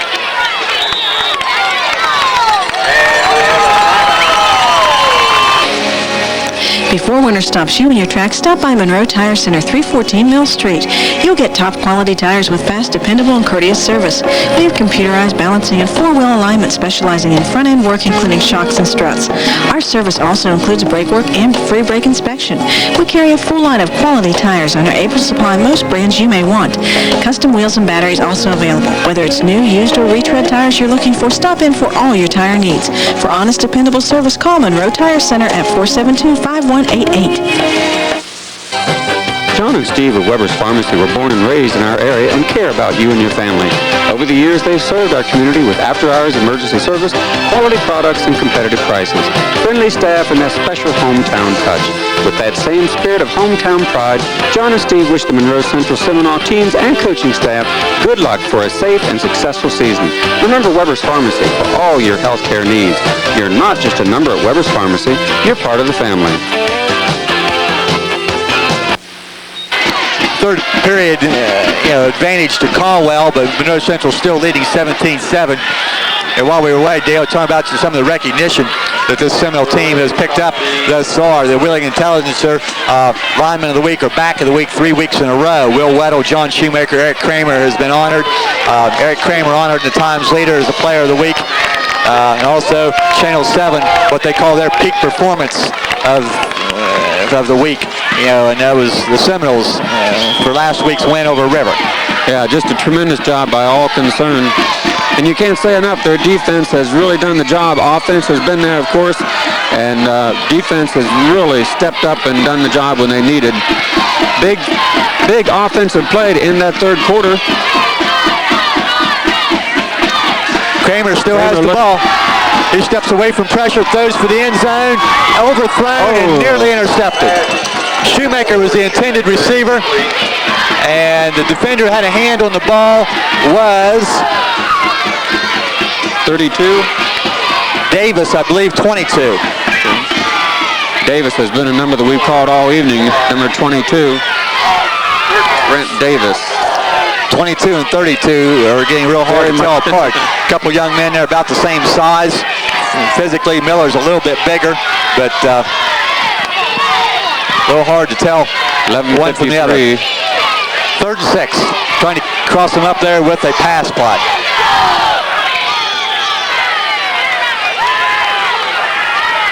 Kramer, the throw with receivers all over. He'll try to get up the middle and be to the 26-yard line. Not much there. Only a couple of yards. 89, I believe. Justin Moore on the. Moore makes the play. That'll bring up 4th down and about 6. 4th and 6. You'd like to see a little more time come off the clock here before you turn it back over to the Redskins. If you can't get some have points. over 11 minutes here with the snap. But a first down here would enable you to take some more time off the clock and also give you an opportunity for some points. Kramer again. He's got a lot of people to his left. And they'll throw again, and it's complete. Trigg, and second effort, and he's very close to first down. And I'm afraid Depending on the marking, but I he may have been marked just short of the first down. Trigg, second effort trying to get there, but I'm sure they'll bring the chains across to look at here. Mr. Vermillion's eyes good enough here that he won't need a measurement. He's going to look at it. In this situation, you want to be sure, but from our vantage point, it looks like I can't see the spot real well. If I could only get Mr. Loveday to move down there, I'd have a better look at it.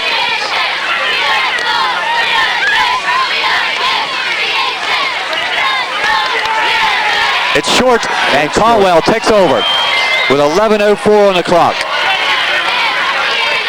And it's just a matter of maybe a couple or 3 inches. And it was short.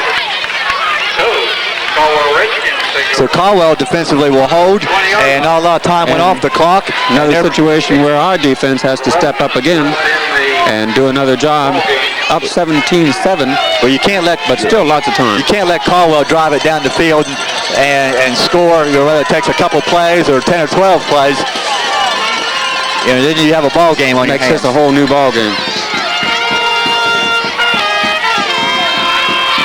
Leroy still under center. He's been most of the second half.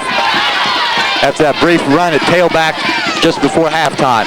Leroy still has the ball. He's going quick out here. Short and stumbling forward for the first down is the receiver.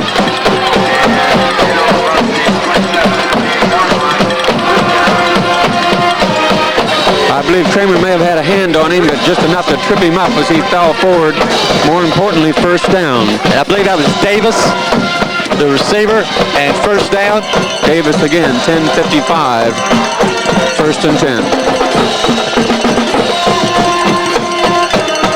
We've got a brief stoppage of play there. I believe the yardage marker off the chains that you marked the spot with fell off during that last measurement.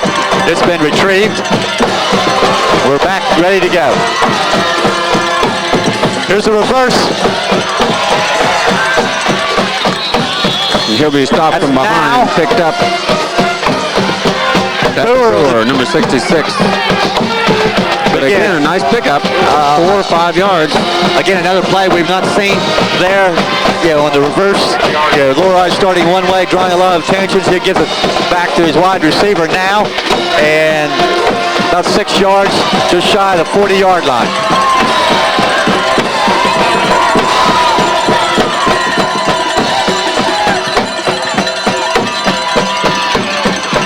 And a first down carry across the 45 by 41. Harper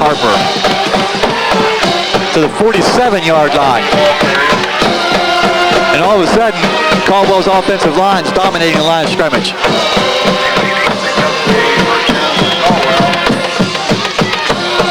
Momentum's a strange thing. It's something you don't want to get flowing against you at 9 minutes, 55 seconds. Caldwell on the 47-yard line and moving. They'll bring a guy in motion. Leroy wants to run the option. He keeps. He'll be dropped. Jones had the legs. Kramer and Brewer with the assist. But about 4 yards across midfield.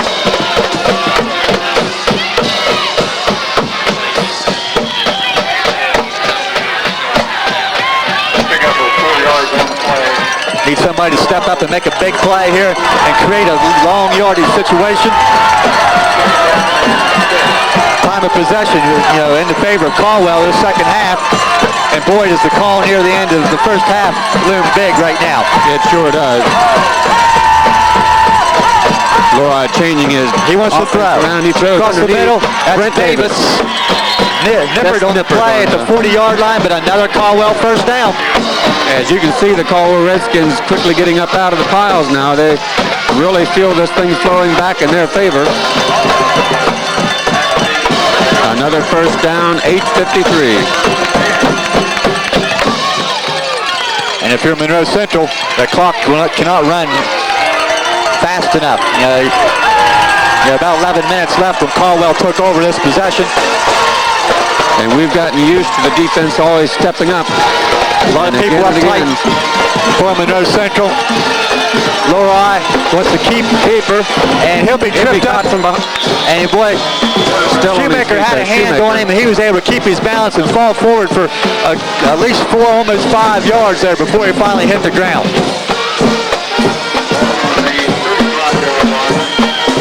That was a situation where it looked like Shoemaker had him as soon as he turned that corner, but he was able to keep his balance. Well, you need a second man there to help finish the play because one guy's not going to bring him down. So that 4-yard pickup on first down, 2nd and 6.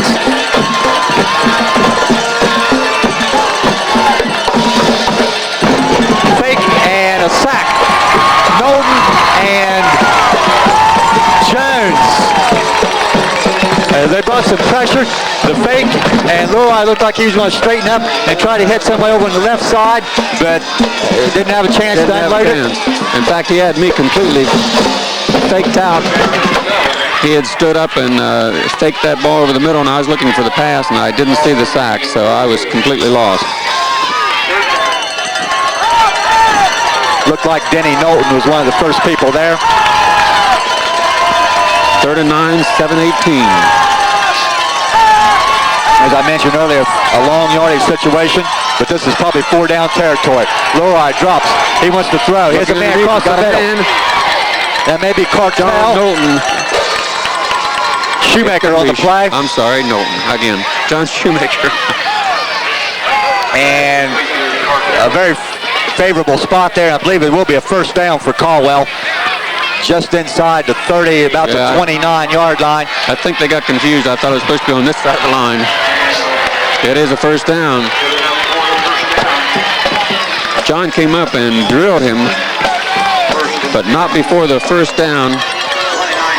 But the clock is running as we've moved to 6:45 remaining in the game.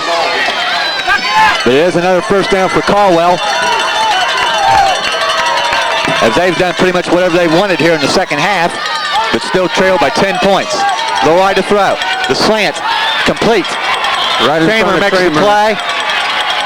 Ball caught by number 20. Well, 22, no, 30. Now, number 30. I believe the receiver on the previous play was Cartel. So using a couple of different people, a wide receiver. That's second down and a yard just inside the 20-yard line.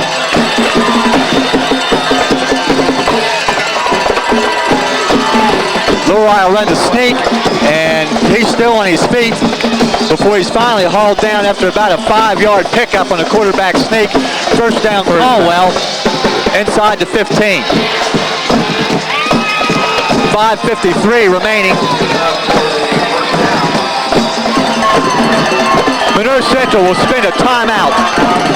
Coach Singleton out to talk to the defense. 5:53 remaining, 17-7 Monroe Central. At Respects Food Market, we're proud of all we do. From our humble beginning in Woodsfield in 1929, we've grown to several stores throughout the Ohio Valley. We strive to combine the same small-town friendliness with the buying power of the chain store to give you, our friends and customers, the best of both worlds. And we take pride in our community, its people, and their accomplishments. We're proud to support all county schools and wish the Monroe Central Seminoles the best of luck. We're proud of all we do at Respects Food Market. And Seminoles, we're proud of you. The first time out of the second half by Monroe Central. 1st and 10, Caldwell. Coach Singleton trying to make an adjustment to slow this Caldwell offensive unit down here as they have made a couple of nice drives in the second half. They'll give the ball to the back, and he's still on his feet inside the 10. Trigg, I believe, on the stop from behind, but not before nice yardage picked up. That was Davis, I believe, the ball carrier. And I'll take that back. I believe it was Miller. Caldwell to the line of scrimmage, no huddle, as they're going to try to conserve a little bit of time. Lowry, quick out. Intercepted. Kramer. He's caught from behind by Lowry, I believe. Eric Kramer just stepped in front and took that ball away from the intended receiver. Big play once again. We've got a timeout. We've got a man down. Looks like John Shoemaker back at the 10-yard line. And Shoemaker making his way to the sideline. He'll be replaced on this offensive possession by John Cecil at the tight end position.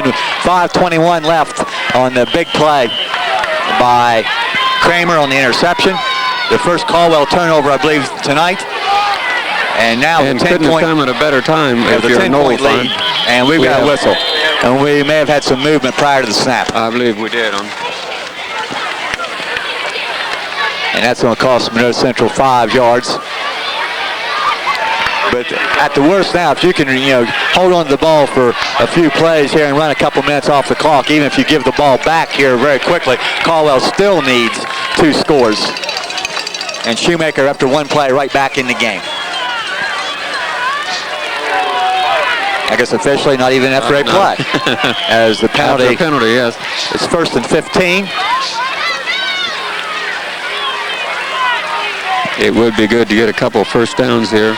Melt some time off. See this one away. Kramer takes a snap, and he'll run it right up the middle. And he's still on his feet. And he steps away from a couple more people, and finally pulled down at the 19-yard line. And we got a flag down behind the play. And that was a pickup of 4, and it's going to be... Doesn't look good. A penalty against Monroe Central for a clipping. But it's going to be a half the distance step off. And they'll put it back at the 9-yard line for clipping. First down and about 22 yards to go, as the Seminoles will need out to the 31-yard line for a first down. As we're going the wrong direction here. But you still have the ball, and it is still first down. But unfortunately, the clock is no longer running because of the penalties. Kramer back under center. He still has the ball and still has the ball. Step it up and break away still from on his people. Feet. And he's going to be at the 25-yard line. Both quarterbacks proving to be very difficult people to bring down. With the last completions on the Caldwell drive, their quarterback Lowry at the 100-yard mark, both passing and rushing. Kramer was near 100 yards at halftime. He's now just over 100 yards and just over 80 yards running. So another very nice effort by Kramer. Just hang on to the ball now and get a couple first downs. Take some time off that clock. There's a little counter move there to Trigg. And he'll get a couple more yards. He's just shy of the first down, but it's going to be 3rd. 29, depending on the spot.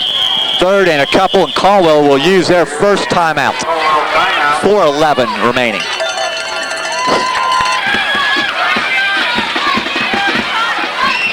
Kramer, wide right, flag We've got down. a flag behind the play again. And a big loss.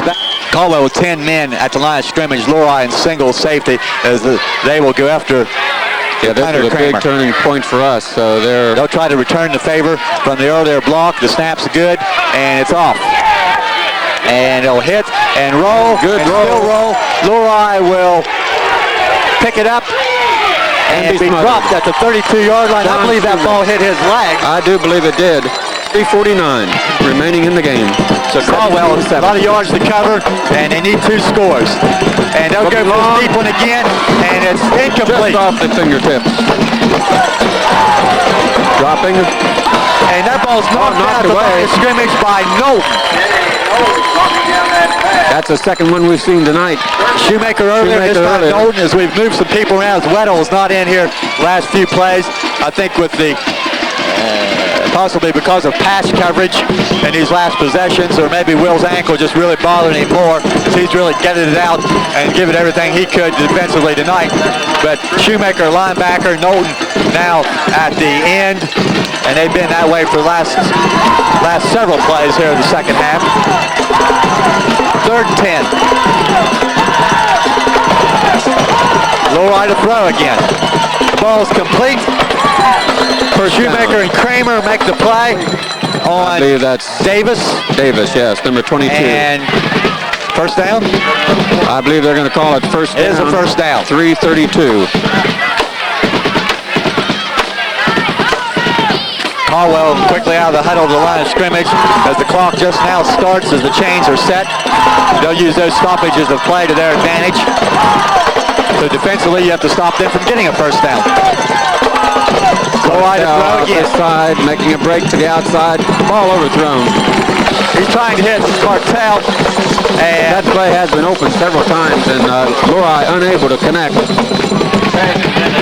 Lowry's passing game has not been real good tonight, and which makes me wonder if his shoulder injury that caused him to miss the first 2 games was not to his right or throwing shoulder, and maybe he's still having some problems throwing the ball. Yeah, he's certainly not been on target this evening. His running certainly has been hurt by any physical problems. He still has about 100 yards passing, and That's not too bad. his legs aren't bothering him any. Looking He's going to again. throw deep again. Now overthrown. And again, maybe not a real good pattern by the wide receiver, as he kind of slowed down there and Trigg over, but the ball was just overthrown. 3rd and 10 for Caldwell. Up 17-7 at this point in the game. Lowry throws, and we're going to get a flag for an interference penalty. And we have a flag down. Now was the intended receiver.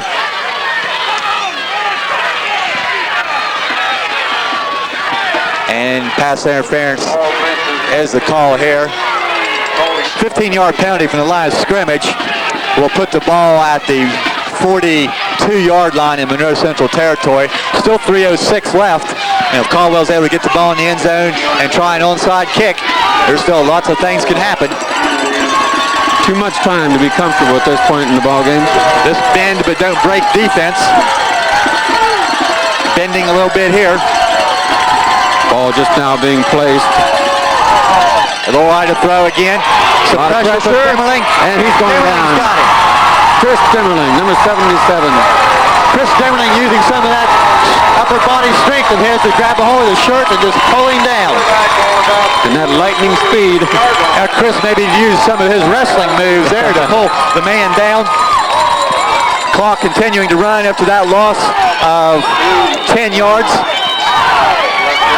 That'll knock Lowry probably below 100 yards rushing. Trips to the left.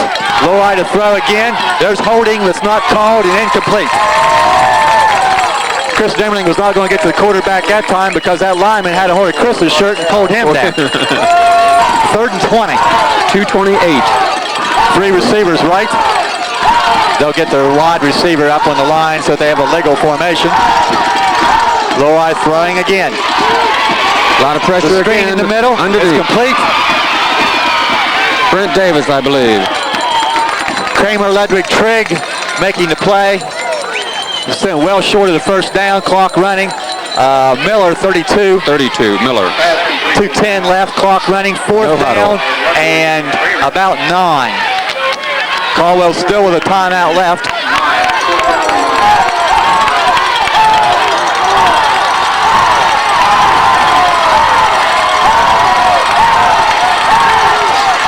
Lowry to throw.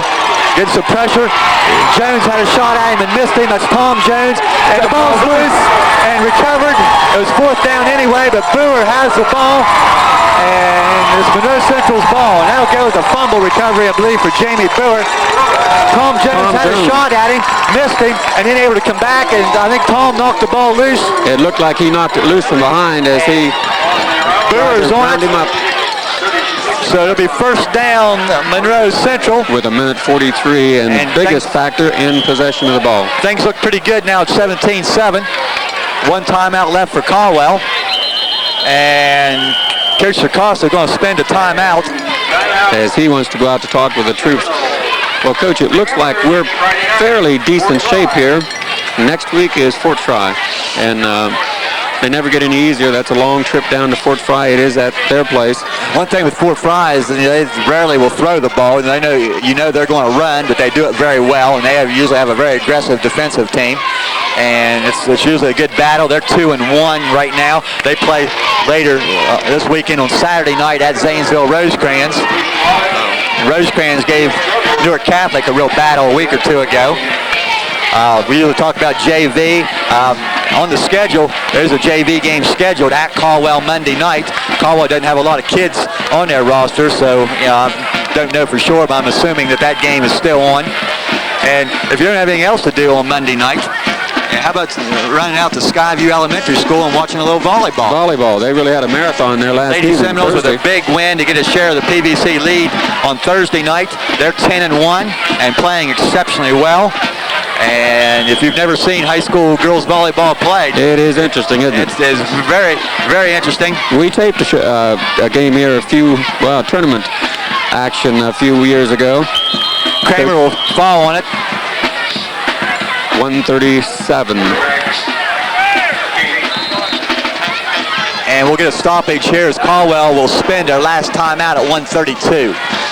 Also tonight we had the junior high football teams being introduced. So, if you have nothing to do, there's lots of action going on in these young kids. Junior high, I believe they played Thursday also, didn't they not? They played Thursday night and had an overtime win. Win, yes. They're 2-1. Coach Lance LaFollette doing a real nice job with a lot of young kids in there. And I believe they may only have one more home game remaining, as their schedule is kind of heavy toward the road trips. But they're 2-1 and probably have 4 games remaining. Usually you play 7 at the junior high level. So Caldwell's now out of timeouts, and 2nd and 10, and a 10-point lead. Coach Acosta will leave the offensive huddle following the timeout. Well, there's certainly a lot of exciting high school basketball ahead yet this year for the Noles, and we're looking forward to bringing it to you in the upcoming week. We have a flag down. Did I say basketball? Yes, you did. Yeah, well, there's a lot of exciting basketball too, but football will get done first. And we're going to get a motion penalty. Legal procedure against Monroe Central. And also coming up this week, scared to death to CJ now. Tuesday or Wednesday. Yeah, don't run that on the highlights show. Oh, no. First part of the week, probably on about Tuesday, you expect to see the first OVAC standings out. The Seminoles now in Class 2A. Expect to see them near the top. And the first computer rankings will be out about Wednesday or Thursday. And it'll be interesting to see how that region, which is very difficult this year, shapes up. A lot of unbeaten still left. Kramer is going to keep, and he'll cut it up and go down. He had some help going down. You remember last week, Kramer tried to fight for some extra yardage and was forced out of bounds. It required an extra snap or two in that game. And this time he gets down in bounds, keeping the clock running now at 1:10. I've tried to do some work and follow the computer region, but it's very hard on the weekends to gain scores.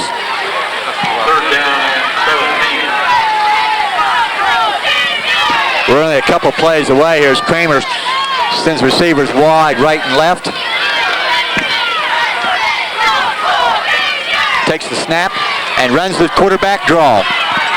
And he'll go down at the 29-yard line.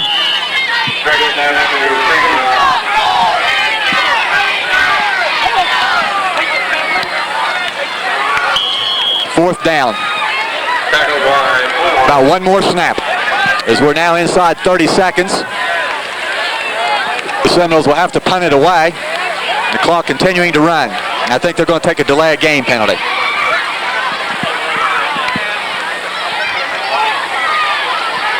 This is a chance to see if the officials are doing what they are supposed to do in the 25 seconds between plays. We're down within 5. With 2 seconds remaining. The flags come out with 2 seconds. delay a game. And you go have a game penalty against the Seminoles. And a little change of strategy here with 2 seconds remaining. The offense back on the field. I think they're just going to go to snap to Kramer, see him take a couple steps back and wait till that clock reads 0 and then fall down. Not risk a punt. Even though it's leading by 10. You know, I don't think they could pull it out anyway. I don't believe with 2 Kramer seconds. takes a snap. He'll run around and fall down, Eric. Fall down. Whistles blow. Game's over. Game's over, Coach. 17-7. Another victory for the Noles. 4 in a row. Heading for Fort Fry next week. Looking to make it 5. That's exciting football. And Coach, another great job as the teams meet in the center of the field. Thank you again. We had your brother here, Roger, as he was keeping some stats for us. And another exciting evening. Beautiful evening for football. It's the best night we've had so far, and you like the results again. Yes, sir. Well, for Coach Stevens and myself and my wife, Joe, we'll see you next week for exciting high school football.